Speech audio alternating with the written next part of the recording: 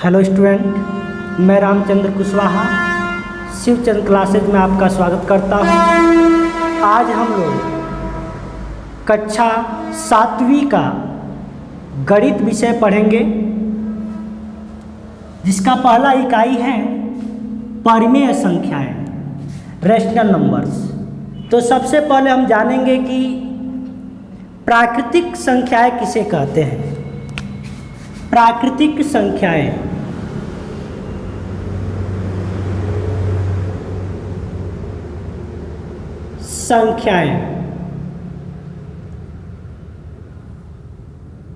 जिसे इंग्लिश में natural numbers कहते हैं।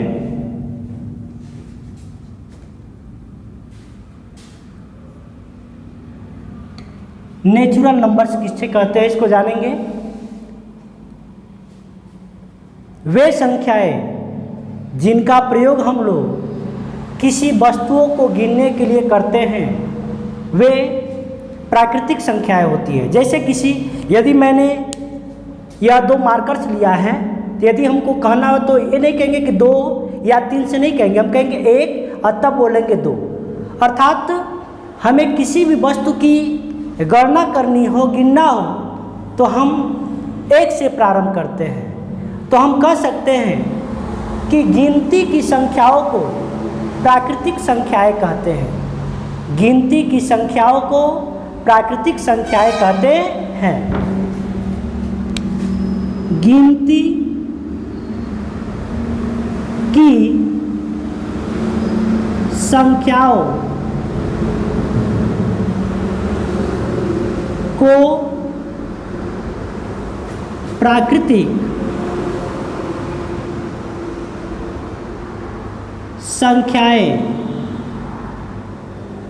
संख्याएं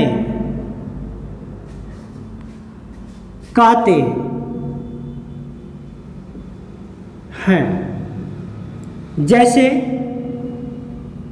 हमें किसी भी वस्तु को गिनना होता है तो 1 से गिनना शुरू करते हैं।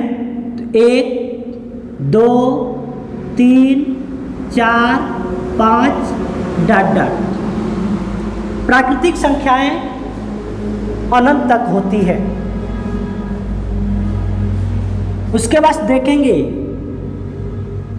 पूर्ण संख्याएं।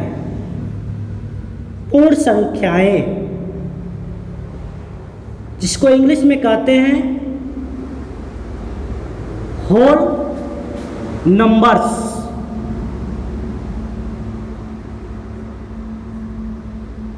अर्थात पूर्ण संख्याओं का प्रयोग हम किसी भी वस्तु के मापन के लिए करते हैं। जैसे यदि हम स्केल की बात करें, इंच पटरी की बात करें, तो वहाँ पर 1 से शुरू नहीं होता है पैमाना, वहाँ पर पहले 0 से शुरू होता है।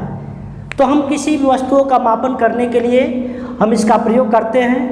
तो हम इसका परिभाषा देखें तो कह सकते हैं कि जब हम प्राकृतिक संख्याओं के समूह में 0 को मिला देते हैं तो उसे पूर्ण संख्याएं कहते हैं। जब हम प्राकृतिक संख्याओं के समूह में 0 को मिला देते हैं तो उसे पूर्ण संख्याएं कहते हैं। तो चलिए परिभाषा को लिखते हैं। जब हम प्राकृतिक संख्याओं के समूह में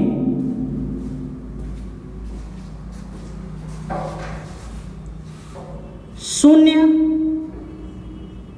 को मिला देते हैं या शामिल कर देते हैं तो उसे पूर्ण संख्याएं कहते हैं। जैसे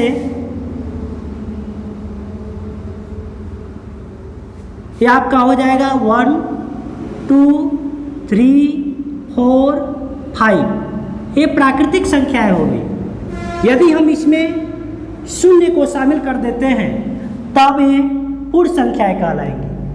अब हम देखेंगे पूर्णांक अर्थात इंटीजर।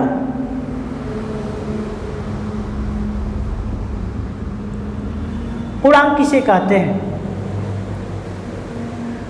जब पूर्ण संख्याओं के समूह में ऋणात्मक प्राकृतिक संख्याओं को शामिल कर देते हैं तो उसे पूर्णांक कहते हैं। जब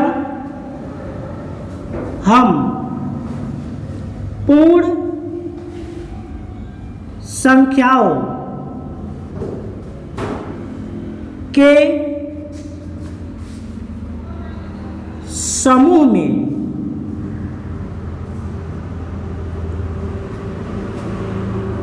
ऋणात्मक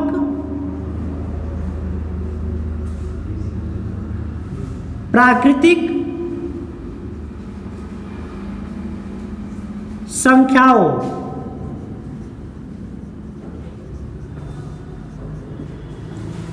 को मिला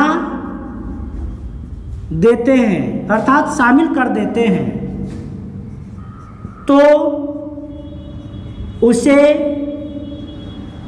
पूर्णांक कहते हैं।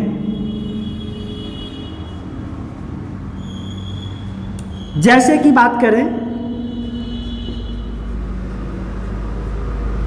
तो हो जाएगा 0, 1, 2, 3, 4, 5 ...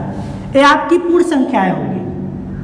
अब ऋणात्मक प्राकृतिक संख्याएं अर्थात 1, 2, 3, 4, 5 ऋणात्मक की बात की तो 1 के आगे माइनस लगा दें, 2 के आगे, 3 के आगे, 4 के आगे और 5 के आगे अर्थात ये बन गई ऋणात्मक प्राकृतिक संख्याएं। तो जब हम पूर्ण संख्याओं के समूह में ऋणात्मक प्राकृतिक संख्याओं को मिला देते हैं तो उसे पूर्णांक कहते हैं। अब हम देखते हैं शून्य न तो धनात्मक होता है न तो ऋणात्मक होता है अर्थात शून्य के दाएं तरफ लिखी गई संख्याएं अर्थात 1, 2, 3, 4, 5 ...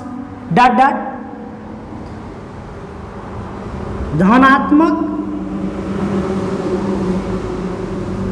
पूर्णांक कहलाएंगी।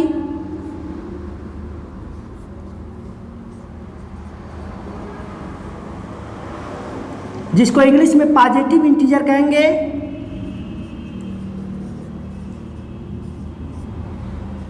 और शून्य के बाएं तरफ लिखी गई संख्याएं अर्थात -1, -2, -3, -4, -5 ... को हम ऋणात्मक पूर्णांक कहेंगे जिसको इंग्लिश में निगेटिव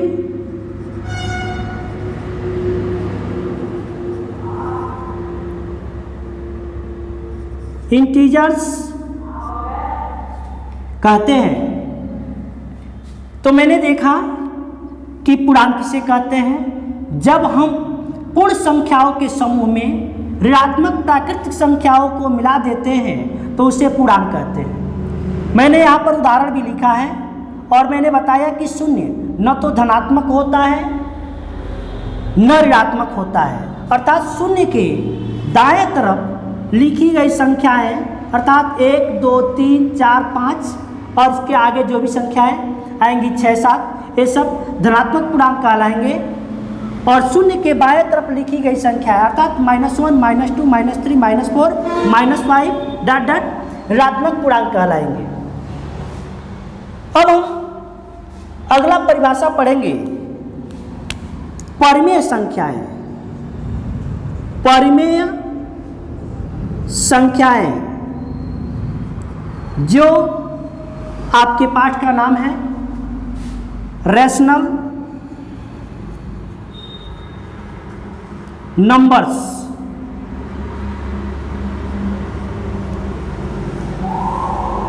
अब हम इसकी परिभाषा की बात करें तो हम कह सकते हैं वे संख्याएं या वे पूर्णांक जिन्हें हम P बाटा Q के रूप में व्यक्त कर सकते हैं और Q नॉट इक्वल टू 0 हो, अर्थात Q का मान 0 न हो, तो उसे परिमेय संख्याएं कहते हैं।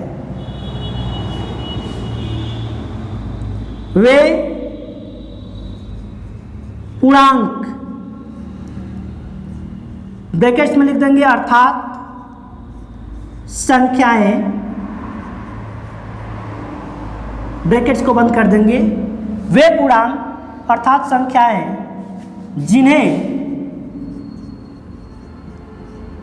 जिन्हें हम P बटा Q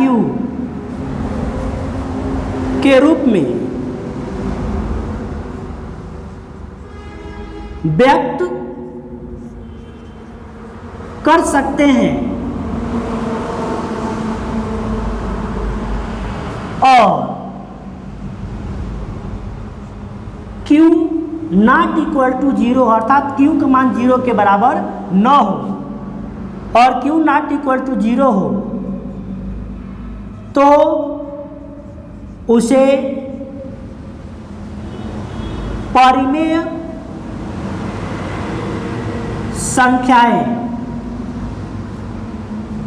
कहते हैं।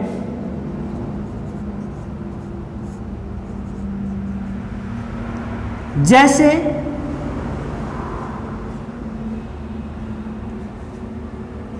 1/2 -3/5 4/-6 -3/-5 डॉट डॉट। ये सभी संख्याएं परिमेय संख्याएं हैं जिन्हें हम P बाटा Q के रूप में व्यक्त किए हैं। यहाँ पर हम देखें Q का मतलब कि जो हर के स्थान पर नीचे लिखा गया है, यहाँ पर 2 Q है, यहाँ पर 5 है, यहाँ पर -6 है, यहाँ पर -5 है, अर्थात Q का मान 0 के बराबर नहीं है। तो हम कह सकते हैं कि 1/2 -3/5 4/-6 -3/-5 परिमेय संख्याएं हैं। इसके बाद प्रत्येक पूर्णांक जो होते हैं उन्हें हम परिमेय संख्याएं कहते हैं। जैसे प्रत्येक पूर्णांक परिमेय संख्याएं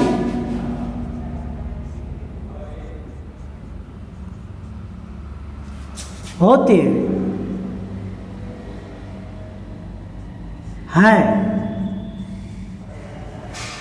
जैसे यदि हम लिखते हैं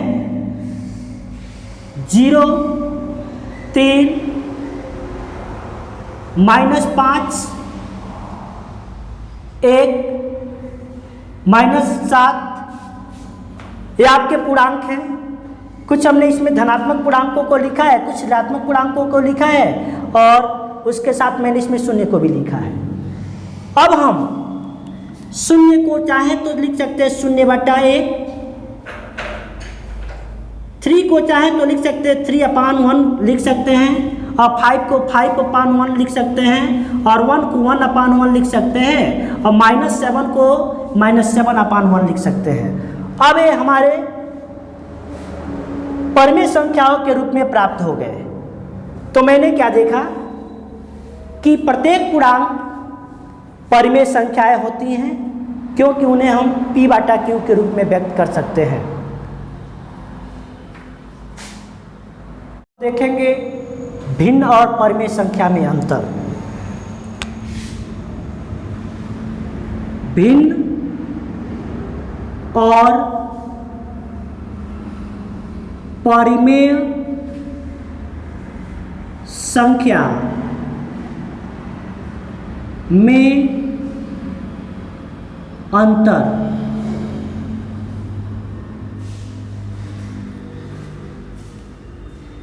भिन्न वे संख्याएं जो अंश वे संख्याएं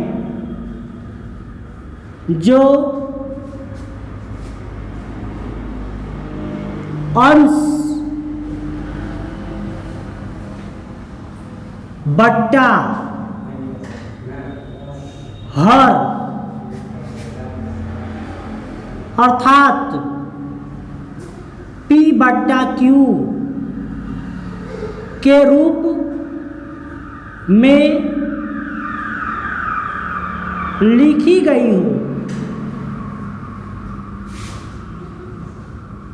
गई हो और अंश तथा हर दोनों धनात्मक हो।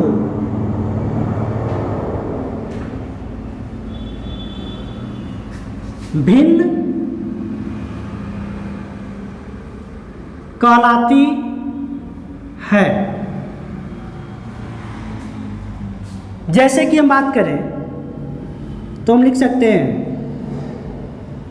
3/5, 4/7, 2/8, 1/7 इत्यादि। यहाँ पर हम देख रहे हैं कि 3/5 3 अंश है, 5 हर है। 4/7 4 अंश है, 7 हर है। 2/8 2 अंश है, 8 हर है। 1/7 1 अंश है और 7 हर है। अर्थात जितने भी अंश हैं सभी धनात्मक हैं और जितने भी हर हैं सभी धनात्मक हैं। तो वे संख्या जो अंश बट्टा हर के रूप में लिखी गई हो और उसके अंश और हर दोनों धनात्मक होते हैं उसे हम भिन्न कहते हैं। और हम परिमेय संख्या का परिभाषा पढ़ चुके हैं। केवल कुछ उदाहरण को हम लिखेंगे ताकि इसमें कंपेयर कर सकें।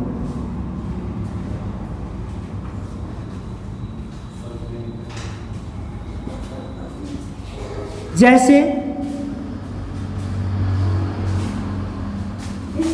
-3/4, 2/-5, -6/-7, 2/3, 5/8।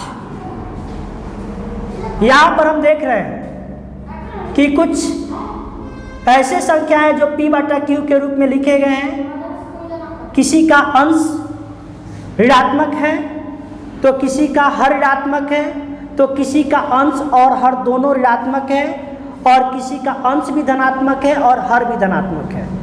तो ये सारी जो उदाहरण हैं वो परिमेय संख्याएं के हैं। तो यहाँ से यदि हम देखें तो हम कह सकते हैं कि इसमें देखिए यदि 2/3 और 5/8 आया है यह भिन्न भी हो सकता है। लेकिन बाकी की बात करें -3/4, 2/-5, -6/-7 तो ये भिन्न नहीं है बल्कि परिमेय संख्याएं हैं। तो दोनों से हमको यह निष्कर्ष निकलता है कि प्रत्येक परिमेय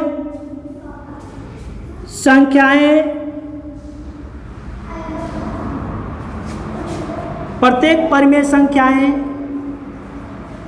भिन्न नहीं होती हैं, लेकिन सभी भिन्न परिमेय